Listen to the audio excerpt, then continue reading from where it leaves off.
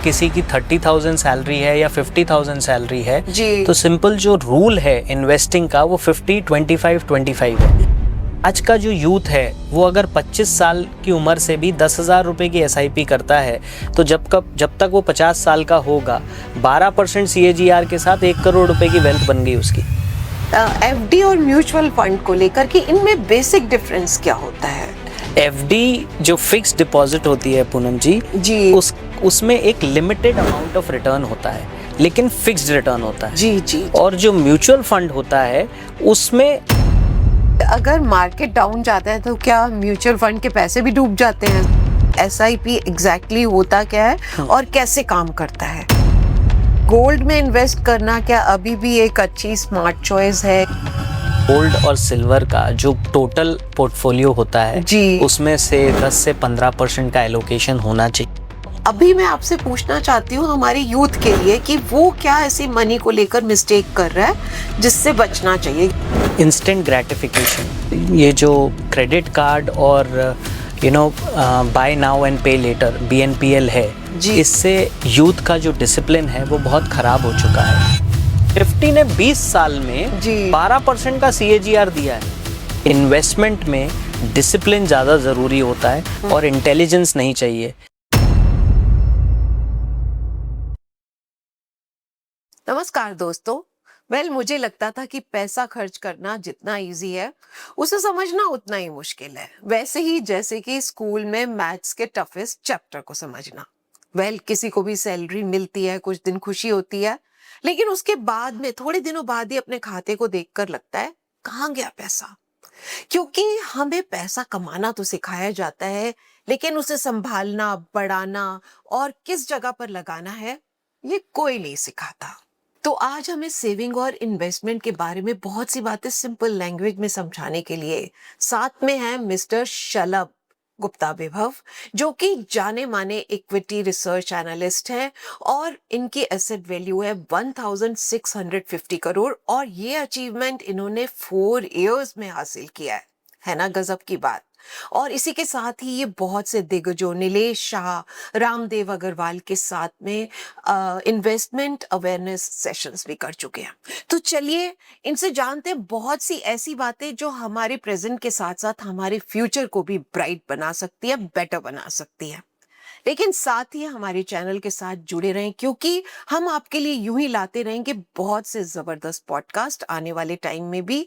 और आज के इस पॉडकास्ट को शुरू से लेकर एंड तक जरूर देखें, क्योंकि ये आपको आपके मनी को मल्टीप्लाई करने में पूरी हेल्प कर सकता है। और हमें बाद में कमेंट करके भी बताएं कि कौन सा पॉइंट, कौन सा हैक जो है आपको सबसे अच्छा लगा। Thank you so much. Enjoy the show. Shalabh, स्वागत है आपका दिल से दिल की बातें के इस प्लेटफॉर्म पर। बहुत अच्छा लग रहा है आज आपको यहाँ पर पाकर। मुझे लग रहा है कि हमारा जो ये चैनल है ना धीरे धीरे आगे बढ़ रहा है और सही डायरेक्शन में बढ़ रहा है। So glad to have you. And सबसे पहले ना हम शलभ आपसे यही जानना चाहेंगे कि फाइनेंशियल लिटरेसी क्या होती है, सिंपल वर्ड्स में हमारी ऑडियंस को बताइए।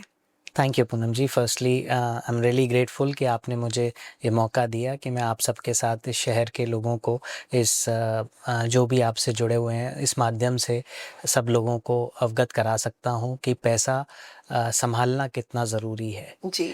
और जहाँ तक कि आपने पूछा कि फाइनेंशियल लिटरेसी क्या होती है, सिंपल शब्दों में अपने पैसों को समझना और उसको सही जगह इस्तेमाल करना, ये फाइनेंशियल लिटरेसी होती है। जी। पैसा कमाना भी उतना ज़रूरी है जितना पैसे का सही जगह लगाना।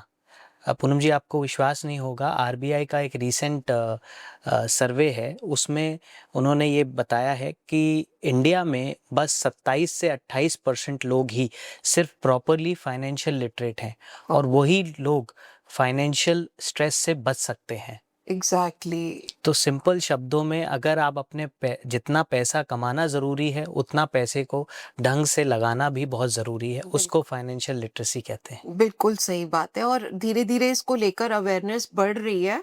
एंड आई होप आने वाले टाइम में हमारा इंडिया जो है वो इस फील्ड में बहुत आगे जाएगा। सो अभी मैं आपसे पूछना चाहती हूँ हमारे यूथ के लिए कि वो क्या ऐसी मनी को लेकर मिस्टेक कर रहा है जिससे बचना चाहिए, क्योंकि यूथ ही जो है वो ही इंडिया को रिप्रेजेंट करने वाला है आगे। इंस्टेंट ग्रेटिफिकेशन, आई थिंक हम्म। पहले ये जो क्रेडिट कार्ड और बाय नाउ एंड पे लेटर BNPL है, जी। इससे यूथ का जो डिसिप्लिन है वो बहुत ख़राब हो चुका है। यूथ को सब चीज़ अभी चाहिए, जैसे एग्जैक्टली। कि मोबाइल अपग्रेड, शॉपिंग, ट्रैवलिंग। तो कुछ भी अगर आप क्रेडिट कार्ड से यूज़ करते हैं या बाय नाउ पे लेटर करते हैं तो उससे आपको एक टाइम मिल जाता है। बट बिल्कुल। आपको बिलीव नहीं होगा, जो आजकल की 60 to 65% मिलीनियल्स हैं, उनके पास कोई इमरजेंसी फंड ही नहीं है। हम्म। उनके घर में उनके लिए कोई भी एक हेल्थ का बड़ा बिल आता है, कोई भी मेडिकल इमरजेंसी होती है, तो उनके सारे फाइनेंशियल प्लानिंग टूट जाती है और बिल्कुल। वो वहीं पे दे गेट डिमोटिवेटेड। या। तो बहुत ज़रूरी है कि अगर आपको फाइनेंशियल फ्रीडम चाहिए तो उसके लिए बहुत ज़रूरी है कि जो इंस्टेंट ग्रेटिफिकेशन है उसको आप डिले करें। बिल्कुल, बिल्कुल, और ये बात बहुत सही कही आपने, क्योंकि हम भी यूथ को देख रहे हैं और वाक़ई इस चीज़ पे कहीं न कहीं कंट्रोल होना चाहिए, बिल्कुल, क्योंकि आपको समझ नहीं आ पाता कि कितना पैसा आप कई बार ऐसे ही उड़ा देते हैं। एब्सोल्युटली। या एंड ये भी कहा जाता है शलभ कि लोगों को लगता है कि अभी हमारे खर्चे इतने ज़्यादा हैं, तो हम सेविंग कैसे करें? अभी it's too early to save. तो ये जो है, जो लोग ये बोलते हैं कि जब हमारी सैलरी बढ़ेगी, जब हमारे हाथ में ज़्यादा पैसा होगा, एक्स्ट्रा पैसा होगा, तब हम सेविंग करेंगे। उन लोगों को क्या कुछ कहना चाहेंगे आप? ये पैसा कभी भी ज़्यादा नहीं होता, हाँ जी। क्योंकि हमारी एम्बिशंस के ऊपर सब डिपेंड करता है। इसलिए मुझे लगता है कि शुरुआत करना बहुत ज़रूरी होता है और हुँ। सबसे पहले अगर आप अपने को पैसा दोगे तभी दूसरों को देना चाहिए। इसीलिए एग्ज़ैक्टली। इन्वेस्टमेंट में डिसिप्लिन ज़्यादा ज़रूरी होता है हुँ, और इंटेलिजेंस नहीं चाहिए। हुँ, इसलिए जो कहते हैं ना कि आज और अभी हुँ। कोई भी इन्वेस्टमेंट करने के लिए डिसीजन बहुत ज़रूरी होता है। चाहे वो ₹1000 का इन्वेस्टमेंट हो या 50 लाख का इन्वेस्टमेंट हो, आप बिल्कुल। जब डिसीजन लेंगे तभी आपकी पेनी सेव हो सकती है और वो अगर पेनी सेव हो गई तो वो बन जाएगी over the time. Bill so I will say that time in the market kills timing in the market. Great. Yes. And अब जैसे किसी की सैलरी अगर 30,000 ही है, 50,000 ही है, तो वो मुझे लगता है कि उससे उसमें भी अगर वो 1,000-2,000 अगर हर महीने सेव करता है, तो कहीं न कहीं वो आगे अगर उसे मोटिवेशन मिल सकता है, अगर उसका इस तरह से आगे अगर सेविंग बढ़ती जाती है, तो उसको एक मोटिवेशन भी मिल सकता है। जो सिंपल रूल होता है, जी, अगर किसी की 30,000 सैलरी है या 50,000 सैलरी है, जी, तो सिंपल जो रूल है इन्वेस्टिंग का वो 50-25-25 है। जी, दैट मीन्स 50% तो वो अपनी नीड्स पे खर्च करे, जी, 25% वो अपने लाइफस्टाइल पे खर्च करे और बिल्कुल, 25% वो अपनी इन्वेस्टमेंट करे। और बिल्कुल। अगर वो 25 को 30 कर देता है तो उसका फ्यूचर उसको थैंक यू बोलेगा। ज़बरदस्त। और अगर ना भी कर सके इतना सेव, अगर इन्वेस्ट नहीं कर सकते बिगिनिंग में, तो थोड़ा-थोड़ा करके शुरू करें या एब्सोल्युटली। फिर अलग निकाल दें वो मनी जो इन्वेस्ट करना है या सेव करना है, या सोच लें कि 50,000 है हमारी जो सैलरी, वो ना सोचे, वो सोच ले कि हमारी सैलरी 45,000 है, वो सिम 5,000 बहुत ही सेव सिंपल कर लें। बहुत ही सिंपल है। वो तभी हो सकता है जब जी, एक डिसिप्लिन आपको आ जाए और एग्ज़ैक्टली। डिसिप्लिन तभी आता है कि जिस दिन अगर आपकी सैलरी क्रेडिट होती है हुँ, उसके नेक्स्ट डे ही अगर आपने ऑटो डेबिट लगा दिया तो बिल्कुल। आपको ऑटोमेटिकली डिसिप्लिन आ जाता है। बिल्कुल आ जाता है। Amazing, right. वंडरफुल। अच्छा शलभ, मुझे यहाँ पर अपने बचपन की बात याद आ गई हम्म। कि मम्मी-पापा हमेशा बोलते थे सेव करो, सेव करो। हमें मुझे याद है मैं अपना एक पिकनिक पे गई थी मथुरा, तो मुझे शायद 10 या 20 रुपीज़ दिए गए थे कि बहुत ध्यान से, कायदे से इसे खर्च करना। तो तब हम लोग पेरेंट्स की बात को बहुत जैसे भगवान है हमारे लिए राइट। मानते थे। आजकल थोड़ा-सा फ़र्क आ गया आजकल की जनरेशन में।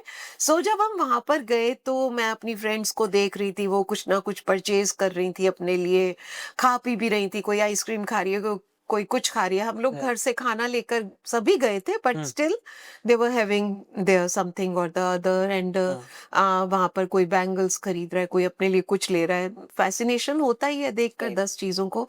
बट मेरे माइंड में कहीं न कहीं सेव करो चल रहा था, घंटी बज रही थी एंड देन फाइनली जब निकलने लगे मुझे लगा मैंने तो कुछ लिया नहीं, तो मैंने घर के लिए पेड़े खरीदे थे मथुरा के। सो मम्मी पापा बड़े खुश हुए थे और वो बाकी बचे मैंने अपने पिगी बैंक में डाले थे। वो मेरी सेविंग जो थी ना वो मुझे अभी तक कहीं ना कहीं याद आती है।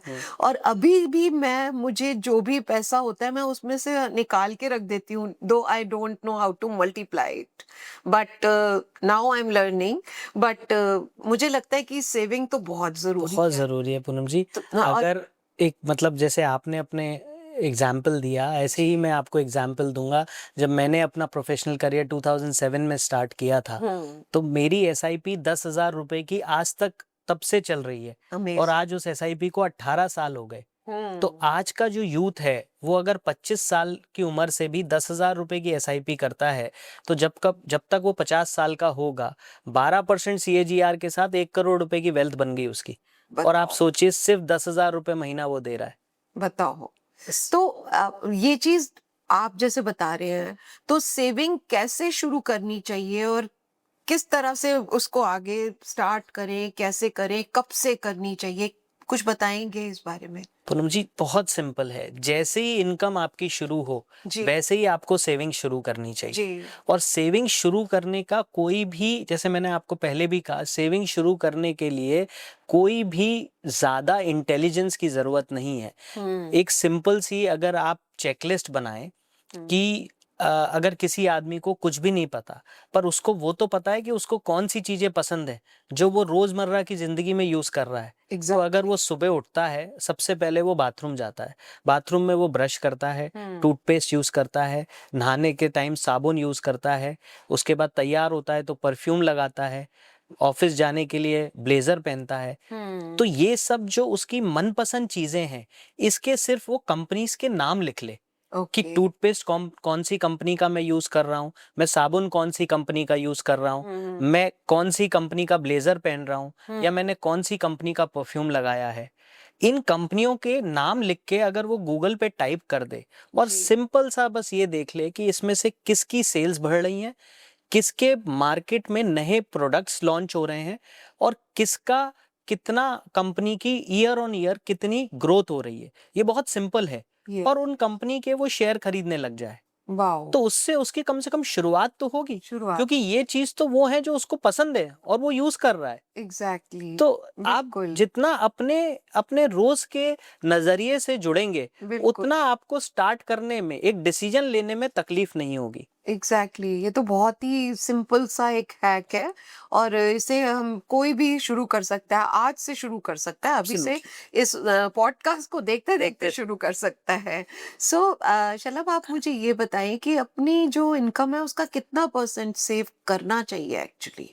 जैसे मैंने कहा कि रूल होता है 50 25 जी 25। या हाँ और जी। अगर वो जो 25% इन्वेस्टमेंट का रूल है, उसको अगर आज वो 30 कर देता है, तो आगे जाके उसका फ्यूचर थैंक करेगा। हाँ, ग्रेट। मैं ये नहीं कहता कि आपको अपने लाइफस्टाइल में कुछ कॉम्प्रोमाइज़ करने चाहिए या आपको अपने ज़िंदगी नहीं जीनी चाहिए, लेकिन जब शुरू से अगर आप एक डिसिप्लिन बना लेंगे, क्योंकि अगर मुझे 35th फ्लोर पे पहुंचना है, तो मैं 35th फ्लोर पे लिफ्ट का बटन दबाता हूँ और लिफ्ट आती है और उसमें खड़ा हो जाता हूँ। एग्जैक्ट। उसके बाद मैं कुछ भी नहीं करता हूँ, सिर्फ एक ही डिसिप्लिन मेंटेन करके रखता हूँ कि मुझे लिफ्ट में खड़े रहना है और मैं पहुंच जाता हूँ। बिल्कुल। तो हो सकता है कि जब मैंने वो डिसीजन लिया लिफ्ट का बटन दबाना, वो बहुत इंपॉर्टेंट था। जब लिफ्ट आ गई और मैं लिफ्ट के अंदर चल गया, उसके बाद मैं ऑटोमेटिकली 35th फ्लोर पे पहुंच गया। इसी तरीके से जो हमारी लाइफ है, उसमें जैसे ही हमारी इनकम चालू हुई, अगर मैंने वो पैसा इन्वेस्ट कर दिया, तो जब वो मेरे बैंक अकाउंट में नहीं बचेगा, तो ऑटोमेटिकली मेरे खर्चे कम हो जाएंगे। और एग्जैक्टली। अगर वो मेरे बैंक अकाउंट में मंडे को सैलरी आई और मैंने अगर फ्राइडे तक भी उसका डिसीजन डिले कर दिया, तो डेफिनेटली मेरी जो नीड्स हैं या मेरी जो चीज़ें हैं, जैसे मोबाइल अपग्रेड, शॉपिंग या ट्रैवलिंग, या वाइफ ने कुछ डिमांड कर दी या बच्चों ने कुछ डिमांड कर दिया या जोमेटो स्विगी आ गया, या बिल्कुल। कुछ भी मैंने कोई भी चीज़ जो आजकल आपको पता है कि बहुत ही फैसिनेटिंग चीज़ है कि जो हमें चेस करती है सोशल मीडिया, कि कुछ भी यस। मैंने सोशल मीडिया पे देखा और वो चीज़ मुझे बार बार दिख रही है, अट्रैक्ट तो करती है। आप सोचिए कि मंडे को मेरे अकाउंट में पैसा आया है और अगर Yes. मैंने शलभ को या कॉल नहीं किया और बोला कि भाई थर्सडे फ्राइडे तक तुम मेरा पैसा इन्वेस्ट कर दो, तो हाँ, ऑटोमेटिकली मेरे फेसबुक पे या इंस्टाग्राम पे जो चीज़ मुझे पसंद आई वो चेस कर रही है और मैं डेफिनेटली उसको ले लूंगी क्योंकि मेरे पास पैसा पड़ा हुआ है। अमेजिंग, जबरदस्त। ये बहुत बड़ी बात बताई है आपने और बहुत पते की बात बताई है, और आजकल के टाइम में एक्चुअली यही हो रहा है।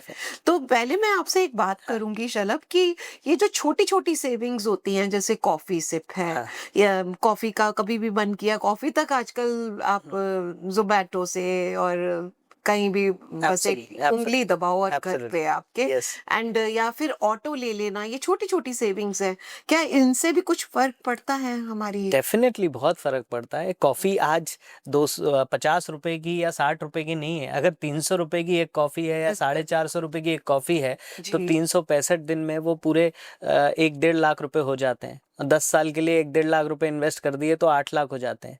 सो hmm I am saying that simple सा एक शॉपिंग का ही डिसीजन अगर मैंने 24 आवर डिले कर लिया तो हो सकता है वो 24 घंटे में जो मैं चीज़ 20-25 हज़ार रुपए की खरीदने वाला था वो जी हो सकता है 24 घंटे बाद 15 हज़ार की ही खरीदूं और वो 10 हज़ार रुपए जो मेरे बच गए उसको मैंने इन्वेस्ट कर दिया। सही तो बात, वो आगे जाके बहुत कंपाउंड हो जाते हैं, कंपाउंड हो जाते हैं, हमें भी अब नजर आने लगता है। नज़र आने लगता है। बिल्कुल और हाँ। आजकल सारी चीज़ें आपको दिख रही हैं, जैसे आपको शॉपिंग और ट्रैवल और जितनी भी फैसिनेटिंग चीज़ें ऑनलाइन दिखती हैं, जी इन्वेस्टमेंट भी आजकल सब आपके टिप्स पे है। आपको बिल्कुल हम ऐप देते हैं, मोबाइल एप्लीकेशन है जिसमें आपको सारी चीज़ें ट्रांसपेरेंटली दिख रही हैं, तो आप बिल्कुल उसको भी देख के एक इंस्टेंट ग्रेटिफिकेशन पा सकते हैं कि देखिए ये भी कंपाउंड हो रहा है। बिल्कुल हाँ, बट कंपाउंडिंग इतनी जल्दी नहीं होती है। बिल्कुल अगर अगर लेकिन फिर भी एटलीस्ट आपका पैसा आपके अकाउंट से निकल गया और आपको पता है सही जगह लगा हुआ है, सही आदमी के साथ लगा हुआ है, तो वो कुछ सालों में आपको पनप के ही देगा। बिल्कुल ठीक बात है। अभी जैसे हम सोशल मीडिया की बात कर रहे थे शलभ, जी। तो मैंने भी कई बार देखा है कि शॉपिंग के लिए इतनी साइट्स हैं, जहाँ जाओ आपको इतने ज़बरदस्त, स्पेशली लेडीज़ की बात कर रही हूँ, बहुत सी खूबसूरत ड्रेसेस नज़र आ जाती हैं, एक्सेसरीज़ हैं, बहुत चीज़ें हैं जो हम लोगों को कहीं न कहीं फ़ैसिनेट करती हैं और मन कर जाता है, खोलते ही नज़र आया, अरे ये बहुत अच्छा लग रहा है। तो खरीद लो बस, क्योंकि राइट। खरीदने में टाइम कहाँ लगता है। एब्स देखो शॉपिंग करने जाने के लिए आपको फिर भी मेहनत करनी पड़ेगी। अगर आप किसी स्टोर में जा रहे हैं, आपको घर से निकलना पड़ेगा अपने कंफर्ट जोन से बाहर निकल कर। यहाँ तो आप लेटे हुए हैं, बैठे हुए हैं, किसी भी रूप में हैं, आपने 2 मिनट में शॉपिंग कर ली। तो इससे बचने के भी और I was really feeling bad कुछ टाइम पहले कि मैंने कुछ ऐसा किया। हुँ, मतलब ऑनेस्टली स्पीकिंग, मैं भी जैसे दिखता ये अच्छा लग रहा है, फटाफट खरीद लेना, लेकिन देन आई रियलाइज कि नहीं ये गलत हो रहा है। सो उससे कहीं ना कहीं मेरी अपनी सेविंग्स भी जा रही थी, मेरा अपना पैसा जा रहा था। देन आई फेल्ट कि नहीं, इस पे कहीं ना कहीं कंट्रोल होना चाहिए।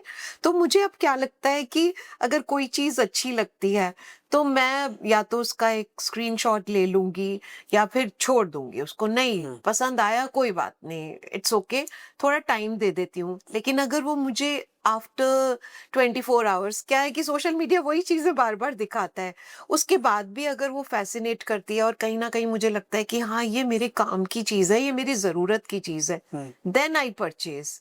अदरवाइज आपको 24 घंटे जब मिल जाते हैं तो सोचने का वक्त मिल जाता है नहीं, कि नहीं ये सिर्फ एक लालच था खरीदने का या ये एक आपकी नीड थी, तो आप उसके अकॉर्डिंगली आगे बढ़ते हैं। राइट। तो आप क्या कहना चाहेंगे? आप भी लेडीज को इस जगह पर कोई टिप देना चाहेंगे, कुछ ऐसा? मैं मतलब सिर्फ़ अपने एक्सपीरियंस से ही पूनम जी बता सकता हूँ, ट्रेंड्स जिस तरीके से चेंज होते हैं, जी वो बहुत कभी-कभार जैसे मैंने कहा ना इंस्टेंट ग्रैटिफ़िकेशन आजकल का जो यूथ का इस चीज़ में मानता है, जी उनको बस यही लगता है कि आजकल जो ये टैगलाइन्स हैं फोमो और योलो करके कि yes fear of missing out, you only exactly live ones.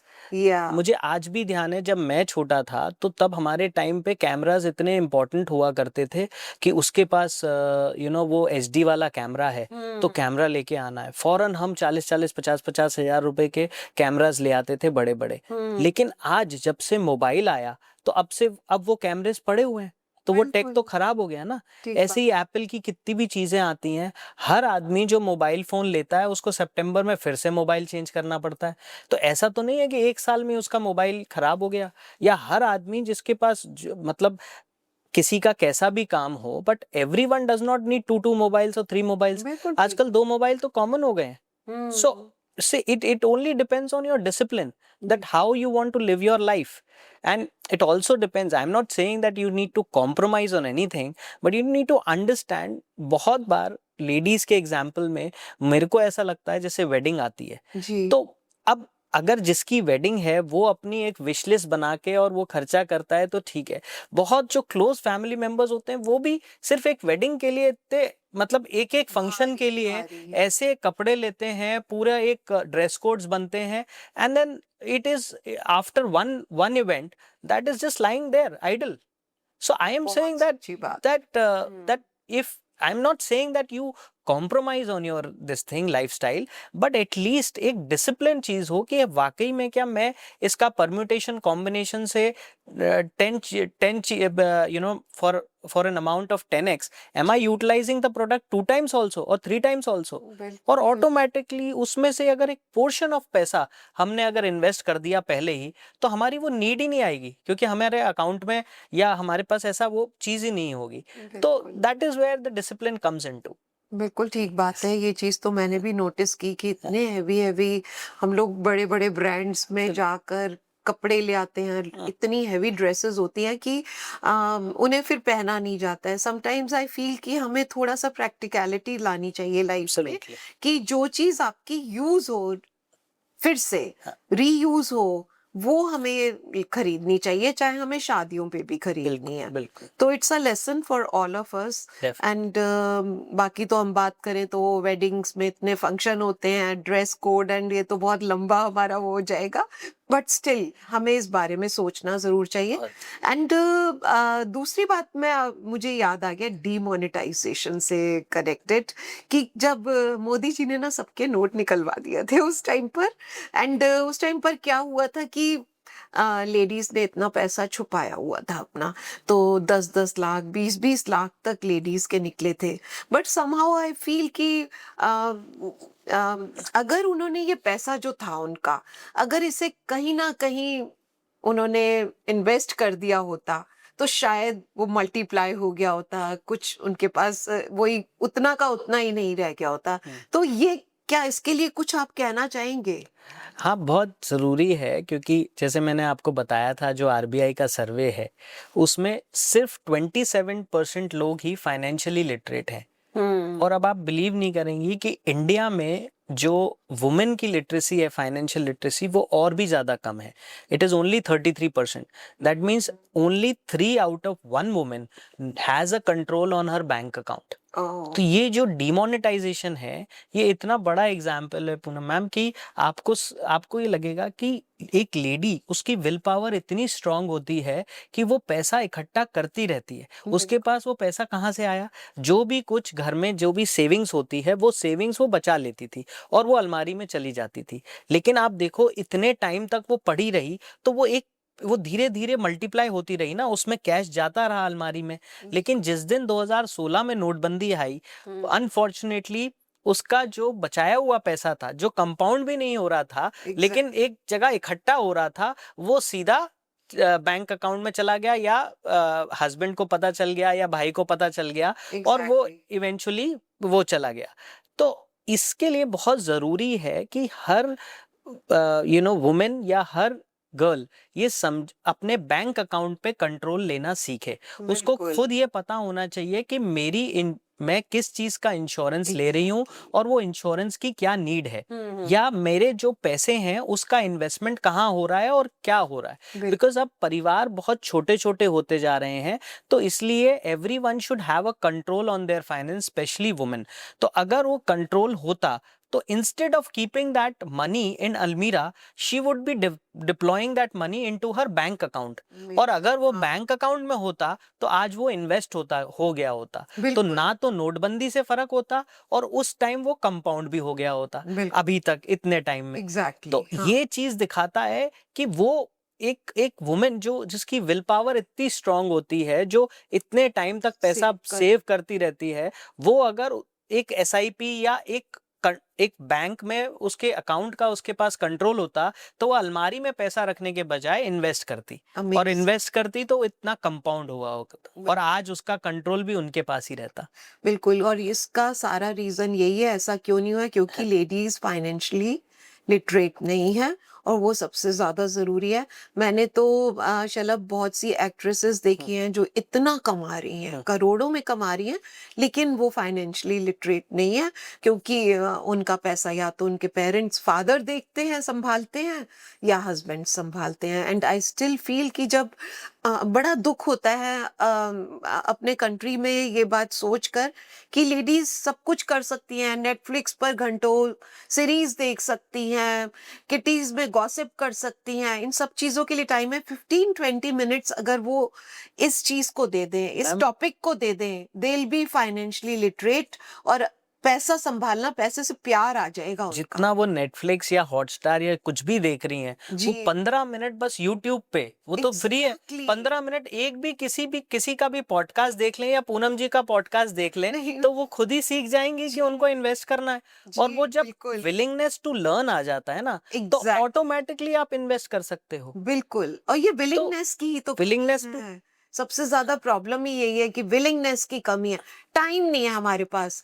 अभी ना पॉडकास्ट का ट्रेंड इतना ज्यादा है शलभ, लेकिन उसके बाद भी मैं एक बहुत बड़ा लेडीज का वो देखती हूँ जो पॉडकास्ट कहती है इट्स टू लेंदी, जबकि मेरा तो मुझे लगता है कि आई लव लिसनिंग पॉडकास्ट, क्योंकि पॉडकास्ट की सबसे बड़ी खासियत ये है कि आपको देखना नहीं है, आपको सुनना है। और सुना आप कभी भी वॉक करते हुए सुने, एंड आप कुछ भी अपना काम कर रहे हैं, आप आराम से सुन सकते हैं, आप रेडी हो रहे हैं या कुछ भी कर रहे हैं, and it is a lesson for everyone, I must say. Audience, आपने सुना होगा ये बात को। सो शलभ, हम आगे बढ़ते हैं। मैं आपसे एक और बात पूछना चाहती हूँ, एफडी और म्यूचुअल फंड को लेकर कि इनमें बेसिक डिफरेंस क्या होता है?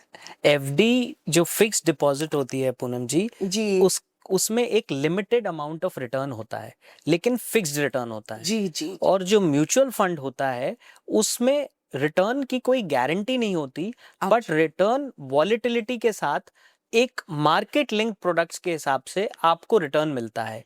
लॉन्ग टर्म में एफडी आपको एक लिमिटेड रिटर्न ही देती है, बट म्यूचुअल फंड इन्फ्लेशन को बीट करते हुए आपको रिटर्न देता है। सबसे बड़ी जो डिस्क्वालिफिकेशन एफडी को, जो हमें एफडी की वजह से जो फायदा होता है म्यूचुअल फंड्स में पैसे लगाने का, वो होता है जो अल्ट्रा एचएनआई और एचएनआई होते हैं, उनको कोई टैक्स नहीं लगता म्यूचुअल फंड पे, जब तक आप पैसा निकाले नहीं। एफडी में चाहे आपको पैसे की जरूरत हो या नहीं हो, आप एफडी को, अगर 2 साल की एफडी है और 24 महीने बाद भी आप 2 साल की एफडी को रिन्यू कर रहे हैं, so that does not mean that you don't need to pay tax after 24 months. In fact, you would not believe that every 12 months, if the person who is doing FD has a income in that year, तो उसका जो FD का जो interest है वो हर साल accrue होके उसकी इनकम में ऐड हो जाता है। So if suppose he or she is getting a 7.5% FD or a 8% FD, so उसको 30% टैक्स देने के बाद बहुत ही नॉमिनल रिटर्न मिलता है, so which is actually a negative return, because अगर 7.5% इन्फ्लेशन है, जो रियल इन्फ्लेशन है, तो आपको अगर 6.5% या 6% पोस्ट टैक्स एफडी का रिटर्न है, so you are negatively, you are doing a negative compounding. तो और एमएफ में, म्यूचुअल फंड्स में आपका जो रिटर्न है वो मार्केट लिंक्ड है, तो हो सकता है वॉलेटिलिटी के हिसाब से 1 या 2 साल वो आपको नेगेटिव रिटर्न भी दे या एफडी जितना रिटर्न नहीं दे, पर तीसरे चौथे साल वो आपको इतना रिटर्न दे देगा कि आपका 5 साल या 6 साल में आपको डेफिनेटली इन्फ्लेशन बीटेड रिटर्न मिलेगा।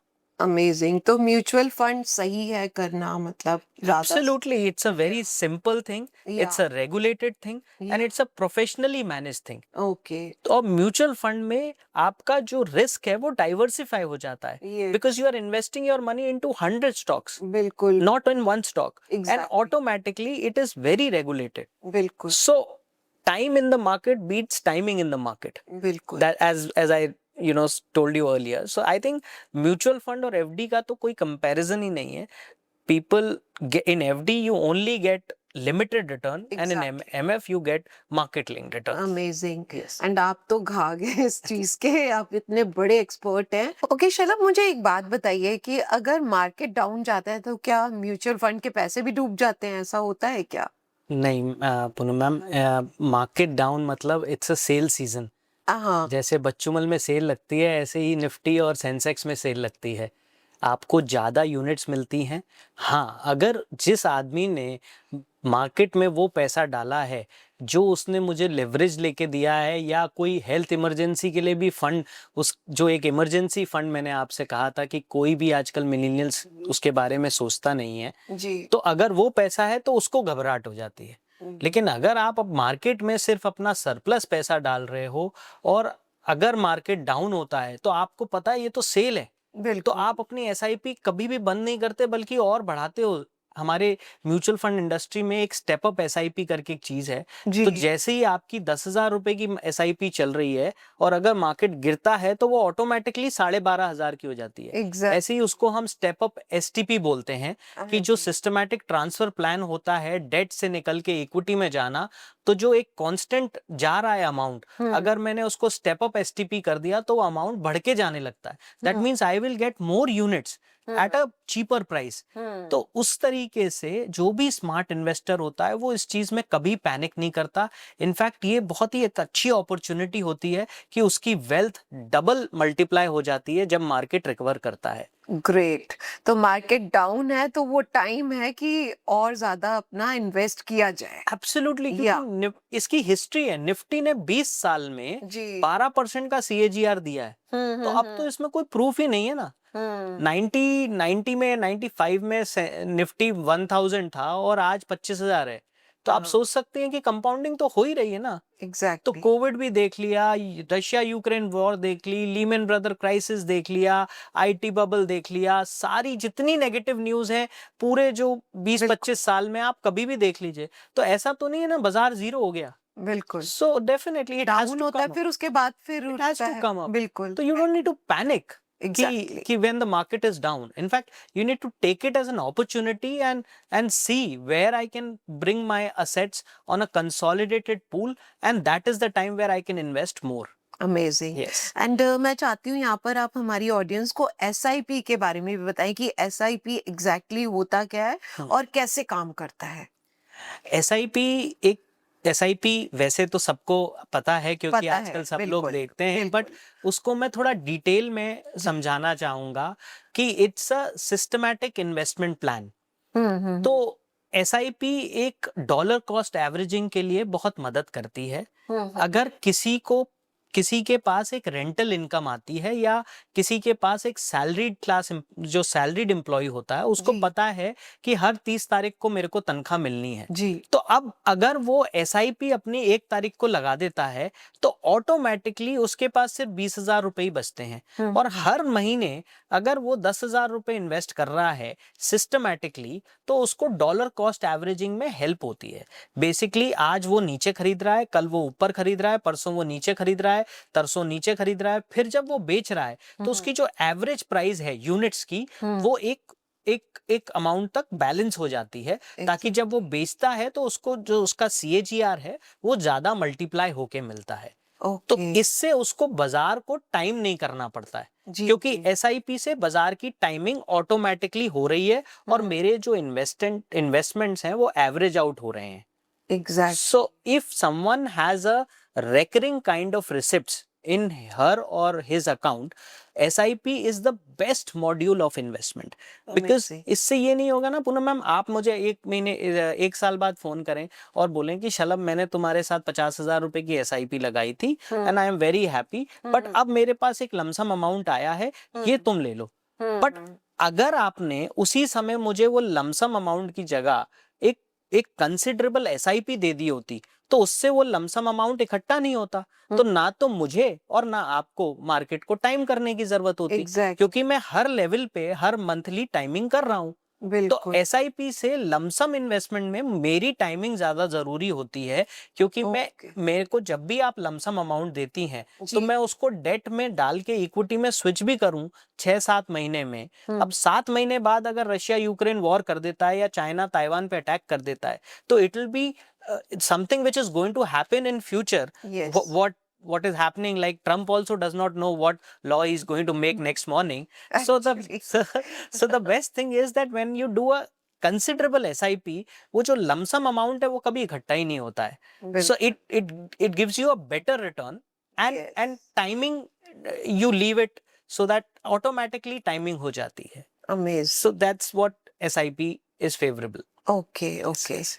तो क्या ये गोल्ड में इन्वेस्ट करना क्या अभी भी एक अच्छी स्मार्ट चॉइस है या नहीं है? क्या कहना डेफिनेटली मैं मेरे ख्याल से गोल्ड और सिल्वर का जो टोटल पोर्टफोलियो होता है जी। उसमें से 10 से 15% का एलोकेशन होना चाहिए.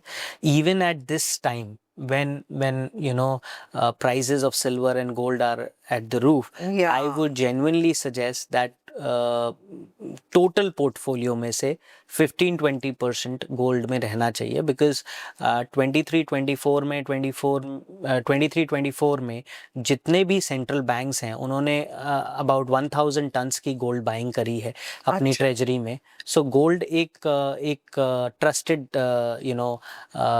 इसमें गिना जा रहा है. एंड बिल्कुल। I still feel that in times to come, where there is so many geopolitical things happening around the world, exactly. I think about 15-20% का पोर्टफोलियो गोल्ड और सिल्वर में होना चाहिए.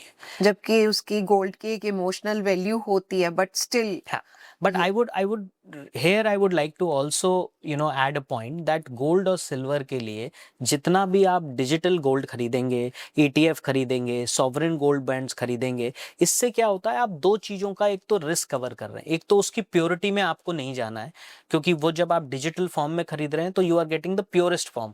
सेकेंडली, आपको लॉकर का रेंट नहीं देना है, एग्जैक्टली। क्योंकि हाँ। आपको सेफ्टी का कोई इशू नहीं है. इशू नहीं है। ये आप सब कैपिटल में खरीद रहे हैं. सो बिल्कुल। so it's a good time that it's a good this thing that total portfolio का 15 से 20% और 10 से 15% should be in gold and silver. Yeah. And that is how you should do it. And Yeah. to avoid any kind of discrepancy, you should buy ETF, sovereign gold bonds, or this thing. Sovereign gold bonds अब नए बंद हो चुके हैं, but जिसने पुराने खरीदे हुए हैं, अगर वो कभी बेचना चाह रहा है तो आप वो ले सकते हैं, वरना आप ETF और ये सब ले सकते हैं. आप हमारी ऑडियंस को ये भी बता दें कि फिजिकल गोल्ड और डिजिटल गोल्ड में क्या डिफरेंस है? फिजिकल गोल्ड जो भी, जो हमारी जब आप किसी भी ज्वेलर के यहाँ जाके जी। एक गोल्ड खरीदते हैं तो उसको बोलते हैं फिजिकल गोल्ड. जी। जी। जब आप डिजिटल गोल्ड लेते हैं तो उसमें आप पैसा एक प्रोफेशनल को दे रहे हैं जो आपके बिहाफ पे फिजिकल गोल्ड और सिल्वर ही ले रहा है, जिसको हम ETF बोलते हैं. तो उस तरीके से आपको वो रिस्क ही नहीं लेना है कि उसकी प्योरिटी क्या है. प्लस क्या होता है, आपको टैक्सेशन में बहुत बड़ा बेनिफिट मिलता है. तो आप अगर यहाँ पर गोल्ड और सिल्वर ETF में लेते हैं तो आपको टैक्स तो तभी लगता है जब आप उसको सेल करते हैं, और वो भी 12.5% और 20% शॉर्ट टर्म में. जबकि अगर आप फिजिकल में लेते हैं तो पूरा टैक्सेशन आपको देना पड़ता है. ग्रेट। तो मतलब बस ये हमारे फिजिकल गोल्ड की तरह डिजिटल गोल्ड हमारी अलमारी में नहीं है, otherwise this is more beneficial. और एक इमोशनल क्वोशंट भी बहुत जरूरी चीज होती है. जब आप बिल्कुल। फिजिकली गोल्ड या सिल्वर लेते हैं तो आप उसको कभी भी सेल नहीं करेंगे, सेल नहीं करेंगे. बिकॉज आई डोंट बिल्कुल। थिंक सो कि वो चीज आप कभी बेचते हैं. हाँ। हाँ, तो आई थिंक ये चीज it is easily saleable. Plus आप उसका पार्शली भी सेल कर सकते हैं. हाँ। तो इसमें आपका कोई इमोशनल इसमें कोई अटैचमेंट नहीं होता. प्लस दिस नहीं है. तो I think this is, if you are doing it in a form, then definitely this is a much better thing. Great, great. Yeah. So financial planning जो होती है ये सिर्फ रिच लोगों के लिए या आम आदमी के लिए भी जरूरी है, और कितनी जरूरी है, क्यों जरूरी है, ये थोड़ा आम आदमी को पता होना चाहिए.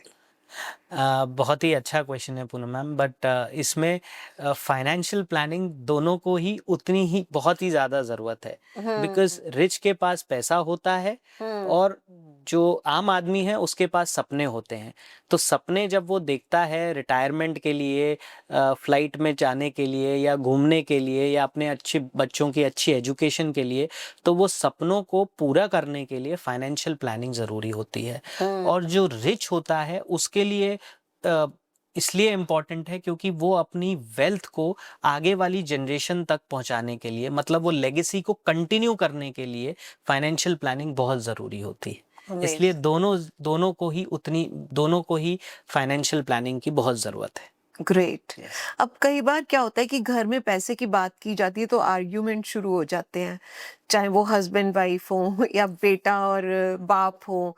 तो कैसे बिना आर्ग्यूमेंट के पैसे की बात करी जा सकती है घर पे? मेरे कोई ख्याल टिप से दे।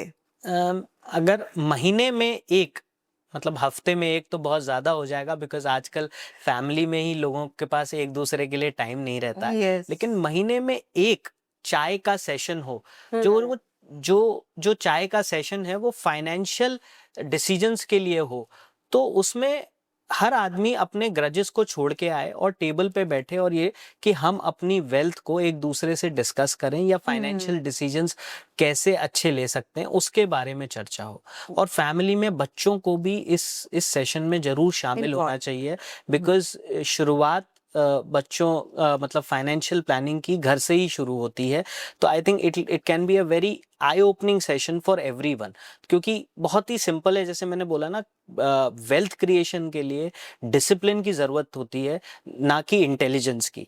तो अगर घर से ही हम उसको शुरुआत करें, तो बहुत बार ये होता है, जैसे आज परिवार बहुत छोटे छोटे होने लग गए हैं, बिल्कुल। तो अगर हर किसी को एक आइडिया रहेगा, so everyone will have a track of it. कल को कुछ भी किसी भी घर में अनहोनी हो जाती है, तो ऐसा नहीं है that some third person comes over and says that मुझे तो कुछ पता ही नहीं था। बिल्कुल। So that is where it is important. So coming back again to the ladies, they should also know about this thing. Money के बारे में उन्हें भी सारी इंफॉर्मेशन होनी चाहिए। ये जब अगर एक टेबल पर बैठकर चर्चा होगी तो they will also learn so many things. कई बार लेडीज को लगता है अरे हमें नहीं सुनना ये सब, ये आदमियों की बातें हैं। तो उनके लिए भी ये एक बहुत बड़ी वार्निंग है कि ये पैसा जो है ये आपके काम भी उतना ही आ रहा है। कोई भी इंसान पैदा होता है, पैसे की ज़रूरत है, मरते तक उसे पैसा चाहिए। एक डेथ Absolutely. सर्टिफिकेट भी बनता है तो पैसा चाहिए है। सो आपको पैसा तो हर वक़्त चाहिए, चाहे you are a human being. So क्यों पैसे को लेकर हम इतने केयरफ्री हो जाते हैं, केयरलेस हो जाते हैं कि हम सब कुछ अपने हस्बैंड्स और फादर्स पे छोड़ देते हैं कि we don't want to learn anything. तो it's a lesson for everybody. Absolutely. और या मुझे लगता है स्पेशली जो वुमेन होती हैं, उनको अपने पर्सनल कॉन्फिडेंस के लिए इतनी अच्छी चीज़ है फाइनेंशियल लिटरेसी होना। मैम, अगर सिंपल सी चीज़ मैं अगर आपको बताऊं कि अगर एक लड़की या एक वुमेन जब ड्राइविंग सीखती है, तो उसको इतना अंदर से इतना कॉन्फिडेंस आता है। अगर उसके घर पे 3 ड्राइवर या 4 ड्राइवर हो, तब भी एक ड्राइविंग सीखना बहुत बड़ी चीज़ होती है, बिकॉज कभी भी कोई चीज़ हो, संडे हो जिस दिन ड्राइवर नहीं हो और उसको कोई बहुत ही काम करना हो या घर में कोई इमरजेंसी हो, तो वो खुद कर सकती है क्योंकि उसको ड्राइविंग आती है। सेम थिंग फाइनेंशियल लिटरेसी का होता है। आपने अगर अपने बैंक अकाउंट पे कंट्रोल रखा, it is like a wall and you can hit a tight fist with the wall on the wall. It gives you so much of confidence in front of in front of 5-6 girls standing in a group. You will know that what financial freedom is, because you'll be able to speak and people will listen to you. So that's the power of compounding and the power of financial literacy which a girl or a woman can get if she or her has a control on a bank account. And it can definitely start sitting on a table with a family on for a cup of coffee or बिल्कुल so बिल्कुल। that's what एक तरह के आपको एक imaginary wings मिल गए जो आपको उड़ा सकते हैं। आप you can Absolutely. Feel the freedom जो बहुत जरूरी है। कई बार हम लोगों के सबके अपने बैंक अकाउंट्स होते हैं लेकिन उनको सबको हम नहीं देखते। वी डोंट लुक आफ्टर, क्योंकि वो भी हस्बैंड्स देख रहे हैं या फादर्स देख रहे हैं। We don't know anything about it, but बहुत जरूरी है वही चीज आपने मेरी कह दी, जब आप जी ये उनको अगर पता होता तो वो एग्जैक्टली नोटबंदी के टाइम अलमारी में कैश नहीं जाता, वो बिल्कुल उनके अकाउंट में जाता। एग्जैक्टली उनको नहीं बहुत सही पता था, बात इसलिए वो हाँ अलमारी में गया और मोदी जी ने सब निकलवा दिया। सो आजकल म्यूचुअल फंड इन्वेस्टर्स जो हैं वो पीएमएस और एआईएफ इसकी तरफ क्यों भाग रहे हैं ज्यादा? क्योंकि म्यूचुअल फंड्स ने आपकी वेल्थ को बना दिया। म्यूचुअल फंड्स अब उस वेल्थ को अगर आगे बढ़ाना है तो बहुत लोगों को एक डिफरेंशिएटेड प्रोडक्ट्स चाहिए। जी तो अब पीएमएस और एआईएफ एक डिफरेंशिएटेड प्रोडक्ट्स देते हैं। म्यूचुअल फंड में आपको फंड मैनेजर के साथ टच और फील नहीं मिलता है, पीएमएस और एआईएफ में वो टच और फील मिल जाता है। अच्छा इसलिए जहां लोगों को थोड़ा सा डिफरेंशिएटेड प्रोडक्ट चाहिए, वो अब पीएमएस और एआईएफ की तरफ मूव कर रहे हैं। वहां ओके पर ऑप्शंस बहुत हो जाते हैं, private credit, pre IPO options आ जाते हैं, ऐसे ही रियल एस्टेट के एआईएफ्स आ जाते हैं। आज आप बॉम्बे और दिल्ली में अगर रियल एस्टेट में इन्वेस्ट करना चाहें, कमर्शियल रियल एस्टेट में, जी it involves a lot of money which is also not possible for high net worth individuals. तो बिल्कुल रियल एस्टेट के जो एआईएफ हैं उसमें आप इन्वेस्ट कर सकते हैं, जिसमें आपको क्वार्टरली पे आउट्स मिलते हैं, and that is only possible when you are moving from mutual funds to a differentiated products.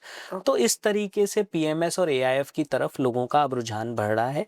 When you want to diversify your portfolio, अब आपको एक चीज समझ में आ गई, आपको मार्केट समझ में आ गया, you have been investing in mutual fund from several years, so you जी just want to differentiate and you want to move a और ladder upstairs. हाँ बिल्कुल That is how people are now moving towards it. True Yes. True तो PMS और if में AIF में sorry इसमें क्या फर्क है कोई? पीएमएस में जो मिनिमम थ्रेशोल्ड होता है वो 50 lakhs का होता है। एआईएफ में जो मिनिमम थ्रेशोल्ड होता है वो 1 CR का होता है। ओके पीएमएस में डायरेक्ट आपका डीमैट खुलता है, और वो भी एक प्रोफेशनली मैनेज्ड, एक प्रोफेशनल को आप देते हैं पैसा, जिसमें आप ही के नाम पे स्टॉक्स खरीदे जाते हैं। ओके तो over a time period of time अगर कोई म्यूचुअल फंड में इन्वेस्टमेंट करता है तो वो इनडायरेक्ट इक्विटी होता है, पीएमएस में डायरेक्ट इक्विटी होता है। तो in case if you don't take out your money for 5 years, 10 years or 15 years in a PMF product, you will get the direct benefit of the dividend and also the share bonus of the shares if it is taken in your demat account. Okay. Whereas in mutual funds, if you invest money in an MF, then indirectly the stock is in the name of that MF company where you have invested in. तो एक तो ये differentiation हो जाता है। जी plus AIF में बहुत सारी कैटेगरीज आ जाती हैं। एआईएफ भी एक पूल बेस्ड इन्वेस्टमेंट जी है, बट वो सेबी रेगुलेटेड है। उसमें ऑप्शंस बहुत सारे आ जाते हैं, जैसे मैंने आपको पहले बताया, प्राइवेट क्रेडिट का आ जाता है, प्री आईपीओ लिस्टिंग आ जाती है। ऐसे ही आप बहुत सारे वेंचर कैपिटलिस्ट के साथ टाई अप करके उसमें इन्वेस्ट कर सकते हैं। ऐसे ही रियल एस्टेट फंड्स आ जाते हैं। तो एआईएफ की भी तीन कैटेगरी होती हैं। उसमें से एआईएफ में एक कैटेगरी में हमें टैक्स फ्री रिटर्न्स मिलते हैं। अच्छा जैसे पीएमएस में भी आपको टैक्स देना पड़ता है जब आप प्रॉफिट बुक करते हैं, तो शॉर्ट टर्म कैपिटल गेन लगता है या long term capital gain. AIF में एक कैटेगरी होती है जिसमें टैक्स ऑलरेडी पे होके आता है, अच्छा तो वो टैक्स फ्री इन्वेस्टमेंट मिलता है। ओके एआईएफ में और भी कैटेगरीज मिल जाती हैं। आपका एक होराइजन जो इन्वेस्टमेंट का है वो बहुत बढ़ जाता है। ग्रेट ग्रेट तो ये प्रोडक्ट्स क्या रिस्की भी होते हैं? रिस्की, पूनम जी, हर रिस्क तो हर चीज में है, जी लेकिन it all depends on the timing. That's where Vibhav Capital comes in. जिसकी जो भी इन्वेस्टर, जिसकी जो नीड होती है, हम उसको उसके हिसाब से ही प्रोडक्ट देते हैं। अगर एक इन्वेस्टर होता है जिसको हमें पता है कि भाई where is he coming from, what is his credentials, तो हम उसको मार्केट का रिस्क समझा के उसको उस चीज के बारे में अवगत करा के ही प्रोडक्ट सेल करते हैं। Because we are not here for just 3 months और 6 months, we make generations attach with us, and हम वो वेल्थ को के साथ लोगों की पार्टनरशिप को मैनेज करते हैं in the long run. So definitely that's where we come in and say that आपको ये प्रोडक्ट इसलिए दे रखा है बिकॉज हम जानते हैं कि आपकी रिस्क प्रोफाइल को ये सूट होता है। And when we know that a person, when we know their family, when we know their history, so that is how we are able to curate a special product for them, and that is how we do, and that is where we come in as a customized investment planner. Great तो ये सिर्फ क्या rich लोगों के लिए है या सब किसी के लिए भी मतलब आम इंसान भी सही हो। ये पहले ऐसा होता था, अब नहीं है। अच्छा। लकीली सेबी ने अबाउट 15-20 डेज और 1 महीने पहले ही एक नई इन्वेस्टर कैटेगरी फ्लो इन करी है, एक नई फॉर्मेट फ्लो किया है जिसको बोलते हैं SIF। तो SIF is a specialised investment fund. इसमें जो टिकट साइज PMS की और AIF की होती थी उसको रिड्यूस करके 10 लाख कर दिया गया है। और अच्छा। इसमें जो जब बाजार चलता है, गिरते हुए बाजार में भी एक फंड मैनेजर को ये ऑप्शन दिया गया है कि वो कॉल और पुट के जरिए या 25% का पोर्टफोलियो हेज कर सकता है डाउनसाइड पे और उस तरीके से रिटर्न निकाल सकता है। तो एक ये नई कैटेगरी चालू करी है जिसको हम बोल रहे हैं कि म्यूचुअल फंड्स का ट्रस्ट प्लस AIF की फ्लेक्सिबिलिटी के साथ एक SIF कैटेगरी फ्लो इन करी है। तो अब वो जो गैप था उसको ब्रिज कर दिया गया है। तो even for retail clients the minimum ticket size 10 lakh कर दिया गया है, सो अच्छा। Then they can come into this picture. और विभव कैपिटल इसमें पूरी हेल्प कर रहा है इन्वेस्टर्स की। डेफिनेटली। अमेजिंग, हाँ, वंडरफुल। यहाँ मैं एक क्वेश्चन EMI पे जोड़ना चाह रही हूँ। बिल्कुल बिल्कुल। समहाउ आई फील कि इस हाँ, बारे में हमें जरूर बात करनी चाहिए, क्योंकि हर चीज को लेकर EMIs आजकल हैं। तो आप उस बारे में कुछ कहना चाहेंगे? EMIs को मतलब जो हर आदमी जो है वो मतलब बहुत ही सिंपल है मैम। जैसे बॉम्बे में अगर किसी को घर खरीदना हो तो वो अगर अपनी सैलरी अगर उसका जॉब चालू होता है तो पूरी जिंदगी वो अपनी फ्लैट की EMI भरता रहता है। रहता है। और वो फ्लैट जब उसका होता है तब तक उसकी एज इतनी हो जाती है। So Got I would say that first try to invest that money into markets, try to make your wealth. और एक बार वो जब वेल्थ बन जाए उसके बाद आप उसको खरीदें तो it will stop you from giving that EMI। Exactly. Plus आप जितना भी पहले इन्वेस्टमेंट तो मैम तभी होता है जब आपके पास सरप्लस अमाउंट होता है। बिल्कुल। तो जब EMIs इसलिए आ रही हैं, जो कि मैंने आपको बोला ना, इंस्टेंट ग्रेटिफिकेशन होता है। जी। हर आदमी को अभी एग्जैक्टली। चाहिए, हम उसको वही डिले आ नहीं गए। चाहिए। हाँ। बिल्कुल। हाँ। BNPL जो है, बाय नाउ पे लेटर, क्रेडिट कार्ड जो हैं, इन सब का एक EMI से ही फाइनली अटैचमेंट हो जाता है। बिकॉज कारों आप की EMI भर रहे हैं सालों सालों तक। एब्सोल्युटली मोबाइल फोन्स की EMI भरी जा रही है। पीछे मैंने एक मारवाड़ी उनका सुना था कि अगर उन्हें दो अगर घर में आईफोन चाहिए तो वो एक खरीदते हैं। हाँ, मतलब वो लोग एब्सोल्युटली इतना सोच समझ के अपना जो भी है पैसा लगाते हैं, हाँ, खर्च करते हैं। तो कहीं ना कहीं हमें भी उनसे कुछ सीखने की जरूरत है। Definitely ma'am, definitely. एंड शलभ, मैंने ये भी सुना था कि आजकल ट्रेवल को लेकर सबसे ज्यादा EMIs भरी जा रही है। Is it true? ये हाँ, मैंने बिकॉज सुना ट्रैवल्स पे भी बहुत आसानी है ना। से अब लोन हाँ। मिलने लग गए हैं। So yes. एंड मतलब people have started traveling a lot. So instead of making one travel holiday, अब वो summer holidays जैसा कोई tagline नहीं है। बिल्कुल।